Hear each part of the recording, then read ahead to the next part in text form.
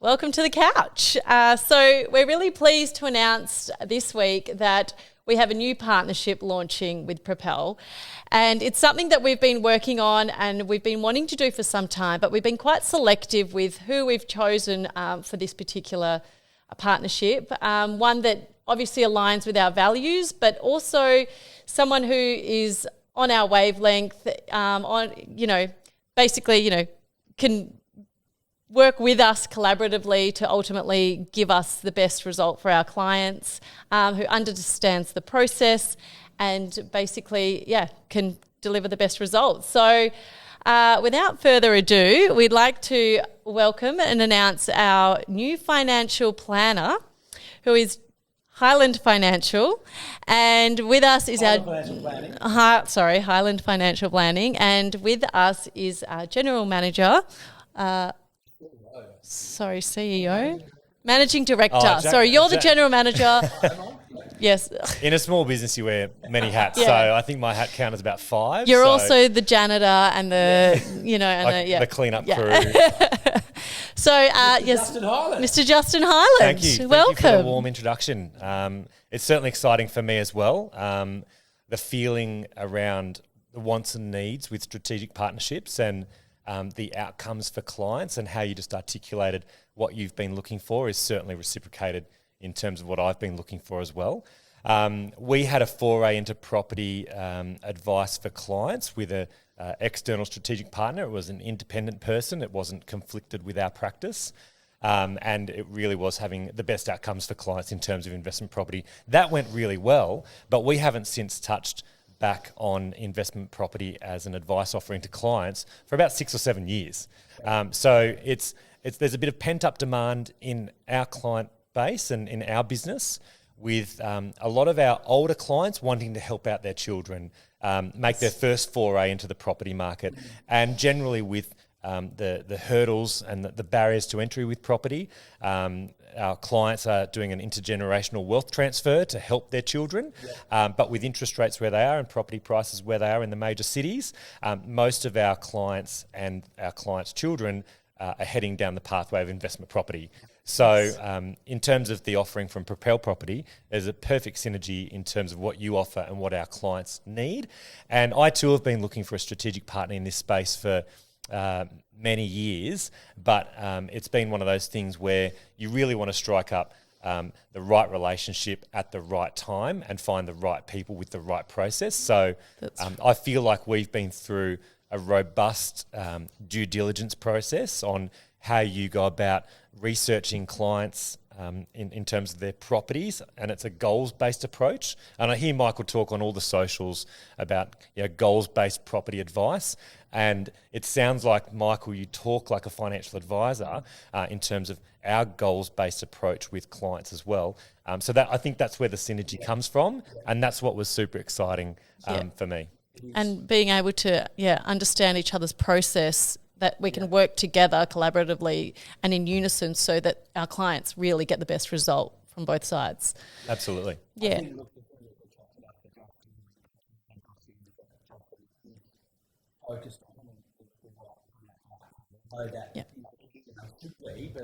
Yes. Not everybody is. Yeah. And people are worried about feeding their own nest. We've definitely come across a few ourselves. We know you put the time first. Yeah.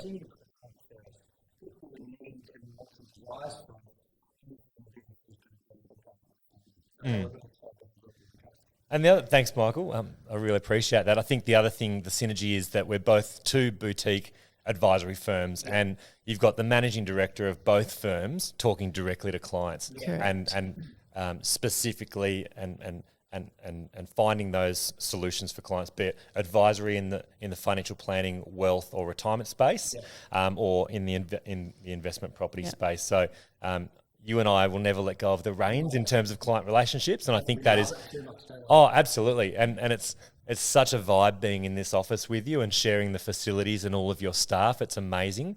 And I thank you for that. It's wonderful to come into the office and be here on the couch and have this forum to talk to our mutual clients. Absolutely. We love what we do, but you don't have a vibe around the office. Yeah. We're just at the beginning of this whole journey, which is the most exciting part. Yeah, absolutely. We've got the Casla fired up to ask you some questions. Yes, Back over Yeah. to you, I do. Casla. I just have a few questions just. So let's go right back to basics and keep it simple for everyone who may be interested or curious. What does a financial planner do? Yes. And at what point in their journey should they be engaging a financial planner? I think the evolution of financial planning and the offering has changed significantly in the last decade. It used to be advisors were employed by a financial institution and they were remunerated to sell products. And there was commissions attached to those products, volume bonuses for the senior management attached to those products, and a lot of vertical integration between the client, the advisor, and the institution, and not a lot of alignment around the actual goals and the specific needs of clients. Sounds like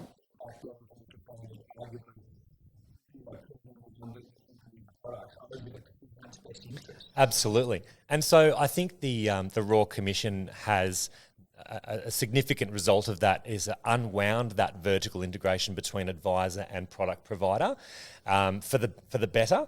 And my firm has always been a fee-for-service firm where we do a service for a client. There's value in that service strategically and personally, and we charge our fees commensurate to that service. But back to your question, Kaz, a financial advisor these days is acutely aware of what's important to a client. What are their aspirations? Where are they now? Where do they need to be? And financial planning is really just a series of good, smart decisions made along the way.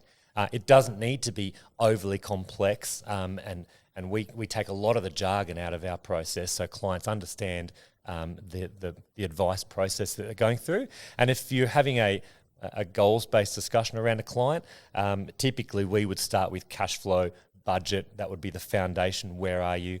And then how do we build wealth? And a component of that is investment property, but it's diversified into other asset classes as well. And ultimately, it's telling a client where they need to be in terms of their retirement and how to get there with strategies around tax, investments, and wealth creation.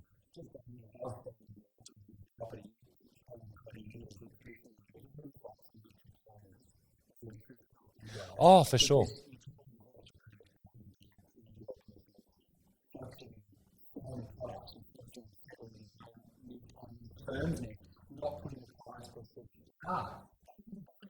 Yeah. Because they're not really. Yeah.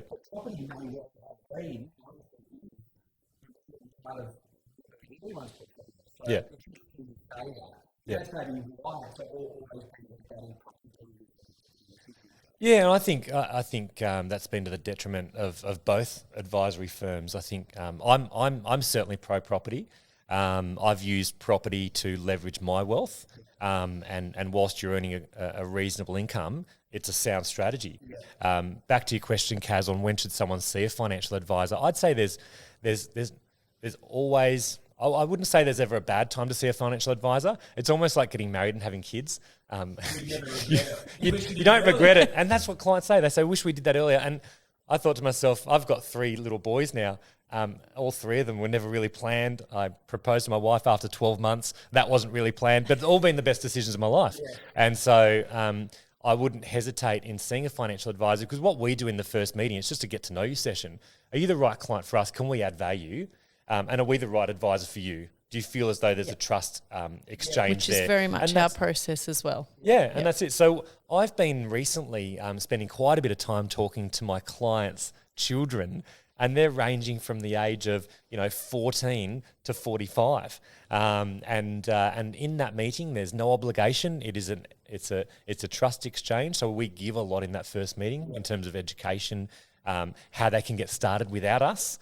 And that usually ultimately really does, I guess, increase the rapport of what a financial advisor does. Give a lot before you get anything in return. And I think Which it might have been in the old days the reverse of that.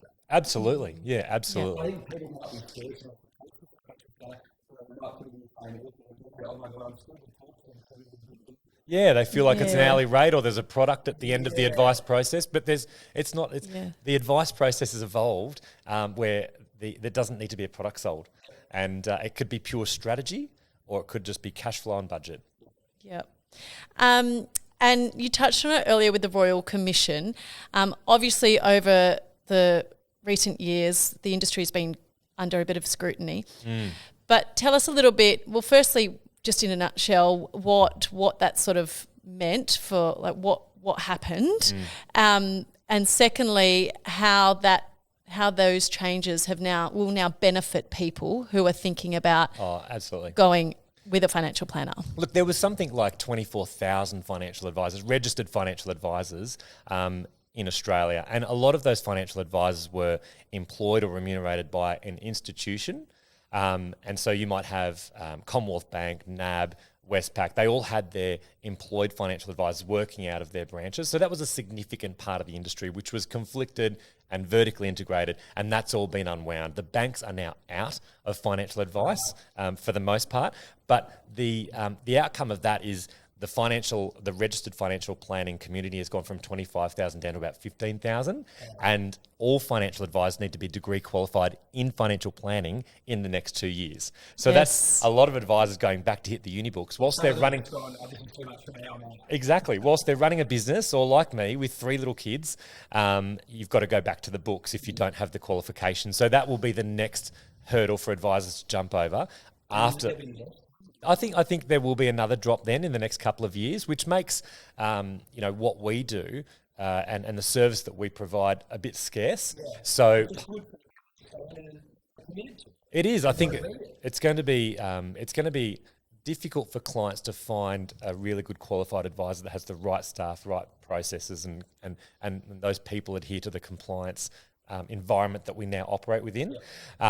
But the other outcome and the bad one around the Royal Commission is with a lot of financial planning practices leaving the industry, a lot of people were lost their jobs. So that was a sad part. A lot of qualified people and a lot of advisors who hadn't quite got to their retirement goal had to leave the industry as well. And these are qualified, experienced people.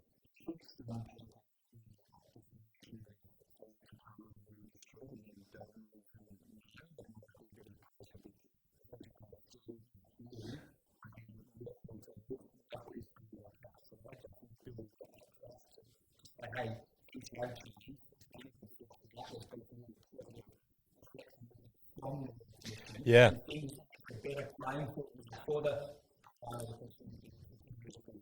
Absolutely. I think what's really encouraging is there is a huge wave of graduates coming through universities, and the first thing that they'll do out of their university course is go into a professional year with a financial advisor. So we'll look to take on some professional year graduate advisors where they get directly mentored by someone like myself for their first year before they touch anything to do with a client, which is just wonderful. So it's encouraging to see that new wave of advisors coming through with the skills, with the qualification. They just need that experience gap. And that's my role.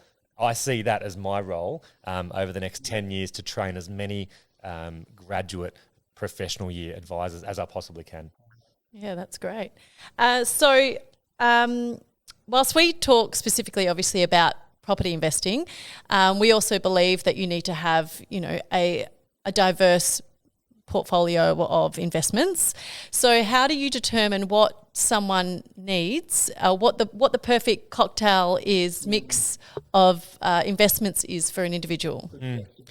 I think so the goals-based discussion will uncover a lot of that, but I think for a lot of people we talk about investment time horizons. So if we invest in something and you look at the different asset classes, if it's cash and term deposits, someone might need money in 6 or 12 months. So that money needs to be quarantined into something that's very liquid. And I put home deposits and investment property deposits in that bucket as well. You just don't touch it. So keep it conservative. If someone needed their money in a medium term time frame, 5 to 7 years, that might be something more like shares because they're a little bit more liquid. You can't just pull a door off a property and go down and sell it back to Bunnings.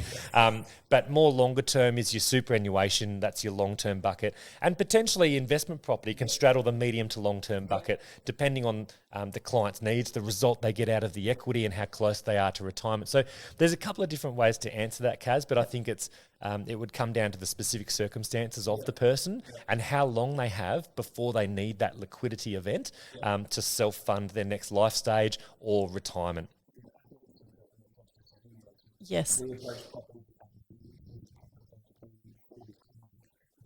Hyland, right? Because Yep. Yep. Correct. Yeah, it's a comfy couch too. It's a comfy couch.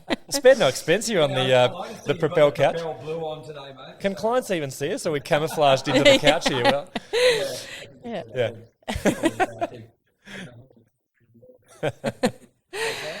So, Michael, just to throw it to you now, what does this new partnership mean for Propell, and how does, because we see this as, basically the cherry on top for our service, for our ultimate service. So tell us a bit more about what this means for the clients. This is huge for us.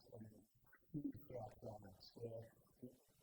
We're obviously an investment property business, but where our clients are going to end up in is paramount importance. To finally have this Hyland. I've met another financial planners over the years, and I think the products and more than like that, of course, but I think the things adjusted and trusted with each other, our clients don't do that. But they also need what happens all that stuff that we make for years. If you're doing an investment portfolio, you lose that. But even more so when you're an average investor. So it's a massive partnership for Propell and for Hyland. We are so excited. Thanks, Michael. And just to concur with those sentiments, it's taken me, close to 6 or 7 years to find another investment property partner. So I've been, holding the reins back on that. I get continuously door knocked by buyers agents in particular that I feel have just come out of the woodwork all of a sudden. It's been almost an industry that has come from nowhere in the last 2 or 3 years, and now there's thousands of these guys that have popped up with maybe a few months' experience and a course that they've just done online, and all of a sudden they're advocating themselves as investment property professionals. So I've turned down a lot of that noise. I've closed a lot of doors on a lot of people that wanted to come in with an investment property offering, just because I didn't feel like they had the people and the process and the research methodology to actually make sound decisions for clients, and also work really closely with clients. Yeah, and at the end of the day, your partnerships are a reflection on your business. So it's really important that, as I said earlier, that our values align and that we're both on the same, mission to ultimately give our clients the best. I think it started from trust, from personal level. There's an adjustment and expanded and our family as well. It started with that. It wasn't intention of going into based on trust to be able to put businesses together and I would say that we do it and what Dustin does, so this is really exciting for all of us. Absolutely. Great. Thanks so much. No. I quite like it. Thank you so much.